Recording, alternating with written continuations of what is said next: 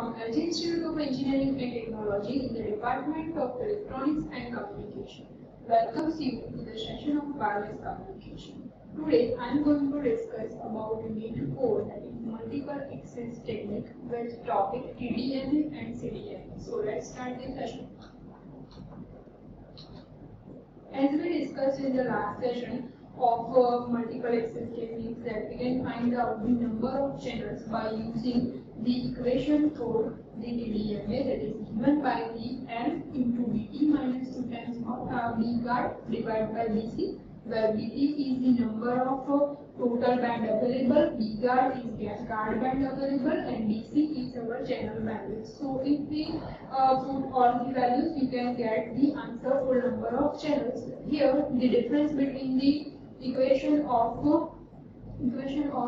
number of channels of FDMA and TDMA differs by the term M. Here the term M denotes the number of users. So as I said, BT is the total spectrum, B guard is guard band available, and BC is band channel bandwidth. So we can calculate the efficiency of channel by using as a percentage of the bits per frame. So the percentage of bits per frame can be calculated in terms of the bit over bit and the total number of bits.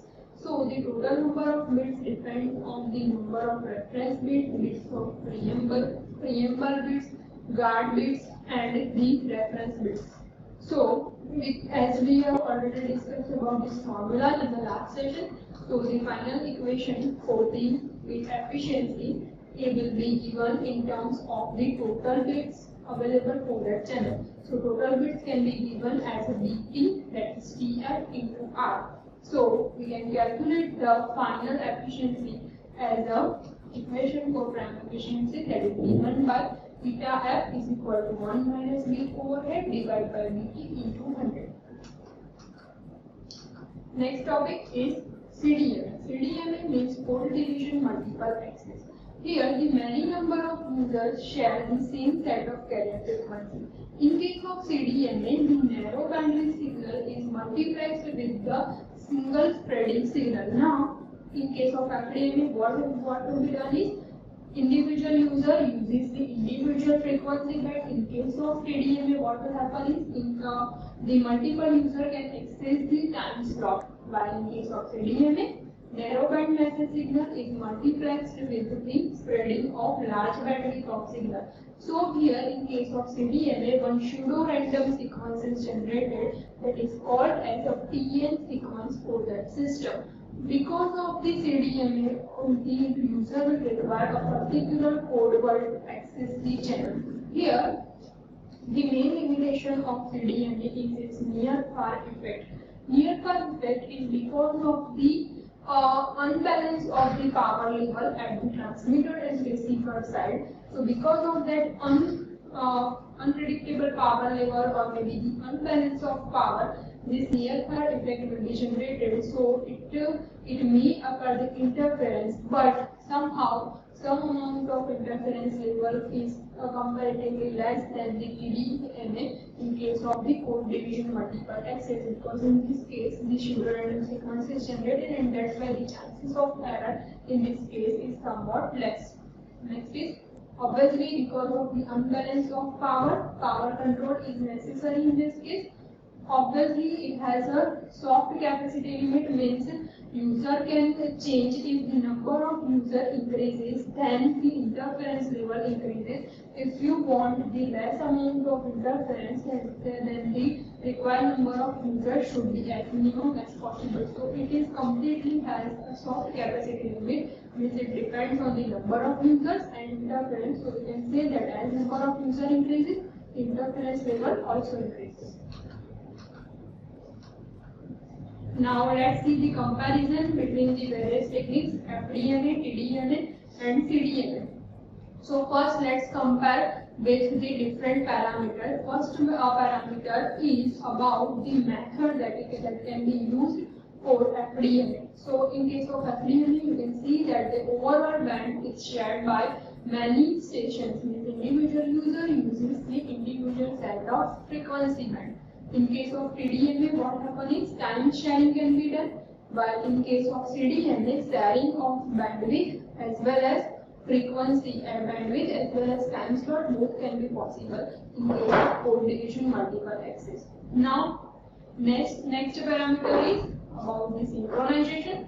Synchronization is unnecessary in case of FDMA. Why? Because in case of FDMA, individual user uses the individual frequency band, and because of that, the synchronization is not necessary at the end of the receiver end for the FDMA. In case of CDMA, because the data transmission is done in case of frame, so in that case of TDMA, the synchronization is essential. In case of CDMA, also it is not required because every time the sugar atom sequence is generated, and that's why the synchronization is not necessary for the case of CDMA.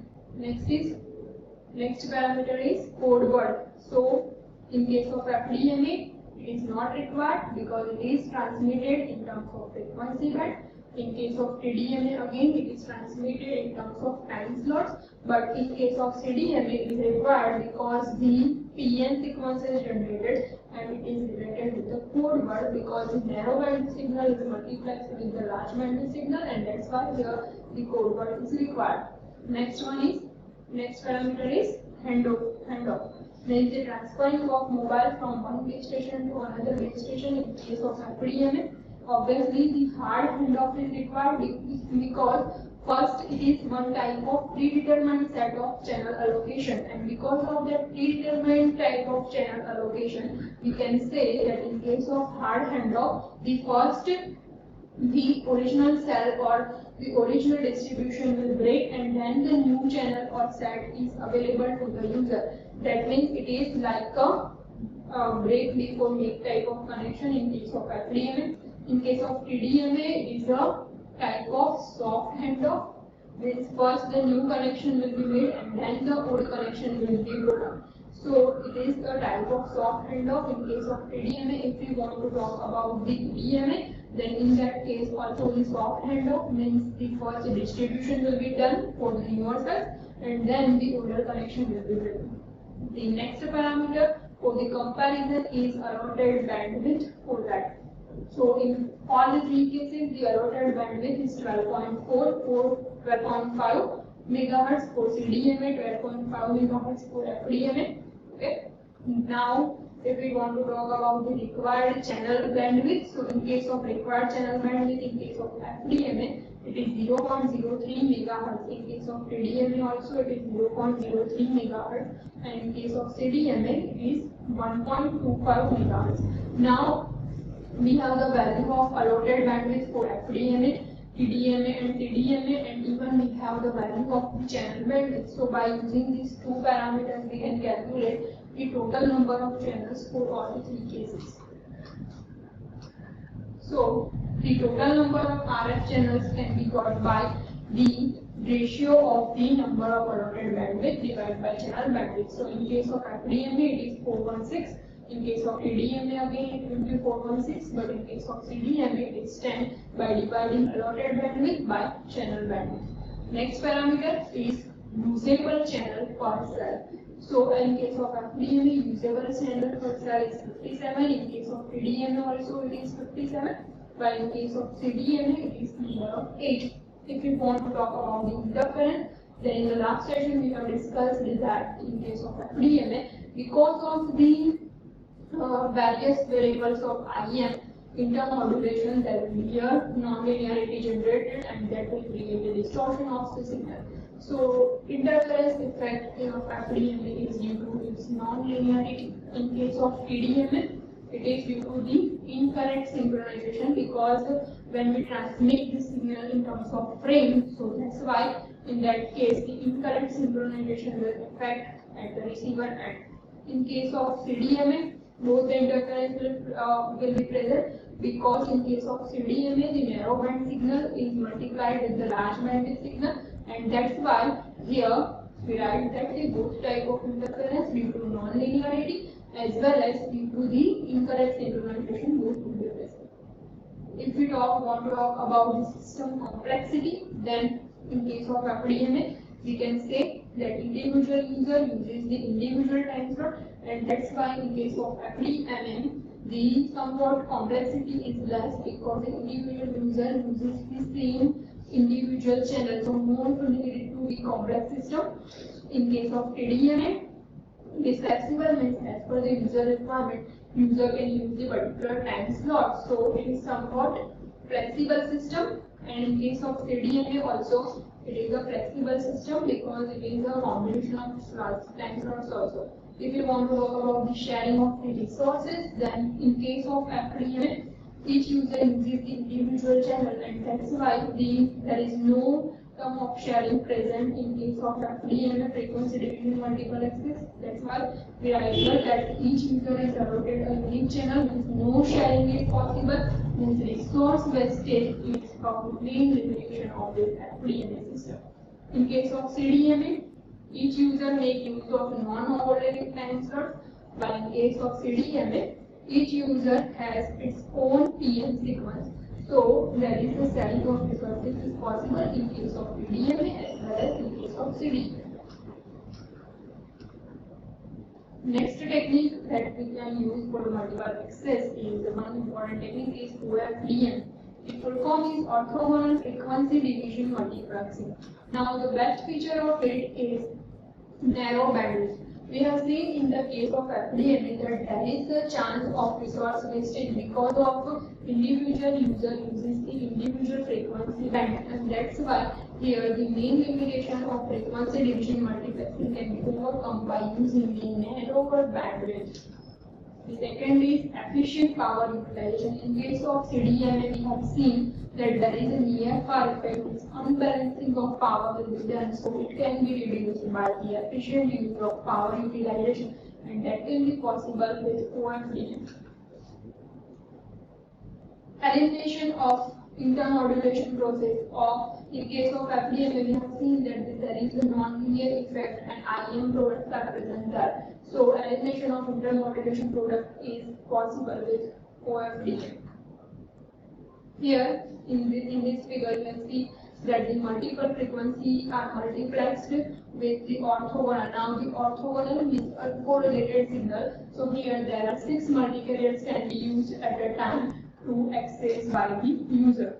So the next is how one can use the OFDM transmitter. So the same block diagram can be used for the receiver and if we reverse the process. So first let's see for the OFDM transmitter. The first block is FEC. FEC means forward error corrector block or forward error coder block. Then the second is interleaving mapping. Interleaving mapping is done to convert the random error in terms of the burst or in terms of frame structure. Now, if once it will be converted into the frame structure or burst format, you have to take the IFT, means inverse Fourier transformation of that particular set will be done. Then, guard interval should be there. Guard interval will be used to reduce the error level. Then, symbol shaping will be done, and then it will be given to the in-phase modulation because it will be applied to the transmitter side. So we use the in-phase modulator if you want to use it as a receiver, and you have to use here the in-phase demodulator instead of the modulator, and then it will be applied to the mixture and lastly to the antenna. So this is the block diagram of OFDM transmitter. First forward error corrector block, then you have to convert the random errors into the burst format. After that, you have to format that in a particular set. For that, you have to do the inverse Fourier transformation of the signal, and you then add the something guard interval in between them. So this is the case of the OFDM transmitter. Here, as we have seen that the data stream is set in terms of the symbols. The modulation technique that can be used is the quadrature modulation, pi/4 modulation technique is used. Here each symbol is assigned to the subcarriers. Why subcarriers? Because here in case of FDMA that is 1 to 6 types of subcarriers are possible. So that's why here each symbol is assigned to one of the subcarriers. Then we have to take the inverse fast Fourier transformation, and then you can say that in both the cases For the OFDM, the limitation is it is very sensitive to the phase and frequency noise, so we should take care of that particular point, otherwise it will offer the narrow bandwidth and more controllable power level compared to the CDMA. So this is the limitation of OFDM, that it is very sensitive to the phase and frequency noise. Used for the correcting the pulse shape as we needed. Next is CSMA. CSMA means carrier sense multiple access. Each terminal on the network is able to monitor the status before it can be transmitted. So here there are two types of delay that can be possible, is detection delay or propagation delay. So detection delay is when the packet is transmitted from the transmitter to receiver, the time required for that is called as a detection delay, and to propagate it will be given as a function of the TD and TP. So here this is a formula of the detection delay, so it can be given by the TD is equal to TP into RB divided by N, where TP is the propagation delay, RB is the rate, and M is the number of expected number of bits in data bytes. There can be various classification of the types of CSMA. First one is one persistent CSMA. One persistent CSMA is the terminal transmits the message with probability 1. Means the message is transmitted with one probability, then it can be called as a one persistent CSMA. Non-persistence means it has to wait for some random time interval, either 1 second or 2 seconds, but that time is not fixed, as we have seen in the one persistent that it will be we have to wait for probability 1. While in case of non-persistence, it waits only for the random time interval before the next retransmission. In case of P persistence, means it will be transmitted with probability P, and the other packet is transmitted with the probability 1 minus P probability. So here first packet is transmitted to the first available slot with probability P, and with the other packets it should be transmitted with the probability 1 minus P. Next one is CSMA-CD. This carrier sense multiple CSMA-CD. User monitors the transmission for collision, and if the collision occurs, then it will retransmit that particular sound. For the CSMA case, there can be different access methods. CSMA-C8 means collision avoid, and CD means collision detect. Here there can be two types of terminals can be possible. First one is the hidden terminal, and second one is the exposed terminal. So in this case, you can see that in figure, the terminal C, if we talk about first terminal A, then in this case the terminal for terminal A, terminal D is the hidden terminal. If the user at terminal A want to transmit data to the terminal C, then for terminal A user, the terminal D user is called as a hidden terminal. In case of exposed terminal, you can see that the terminal B and C, these both terminals are exposed to the terminal at the end A and terminal that is present at point T. So point B and point C users are called as the exposed users for terminal A user as well as for terminal D user. Means both at terminal A and terminal D user can access the B and C at a time. Okay, so up to this in unit number 4, if you have any queries or doubt, you can ask me on my email ID. Thank you for watching.